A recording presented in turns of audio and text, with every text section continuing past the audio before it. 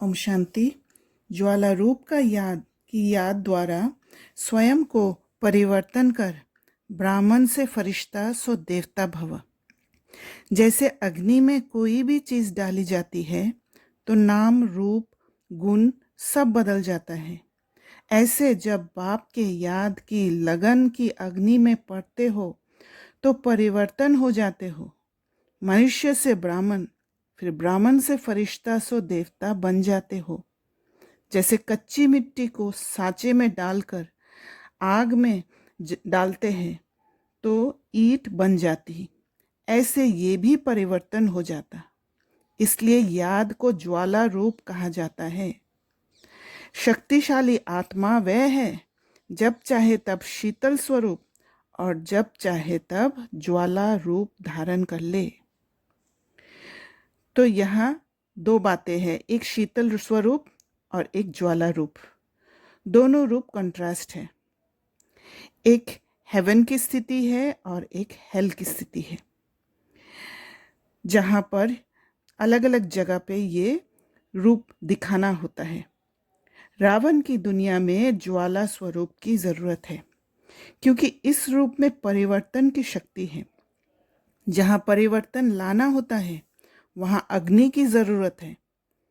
अग्नि का काम है तोड़ना, चाहे वे विकार के अग्नि हो या शक्ति की अग्नि हो। तोड़ने के बाद ही परिवर्तन होता है।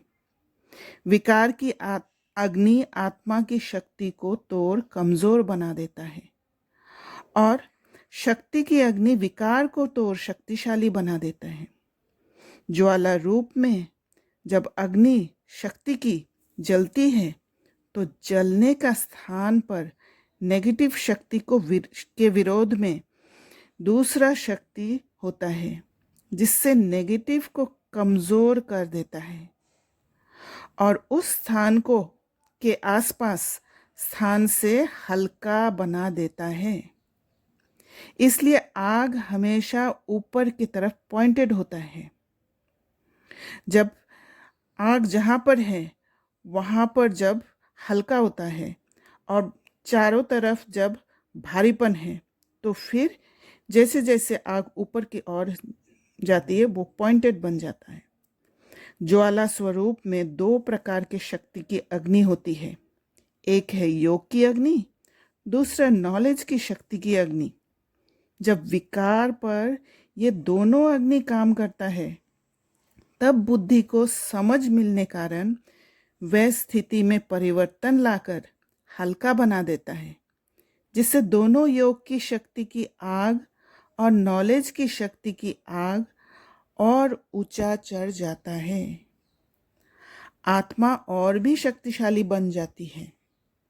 शीतलता में बॉन्डिंग होता है, एक नजदीकता अनुभव होता है क्योंकि इस स्थिति में आत्मा की बुद्धि में समझ होने कारण स्टेबिलिटी रहती है, स्थिरता होती है, जिससे आत्मा अपना स्वधर्म में टिक पाती है।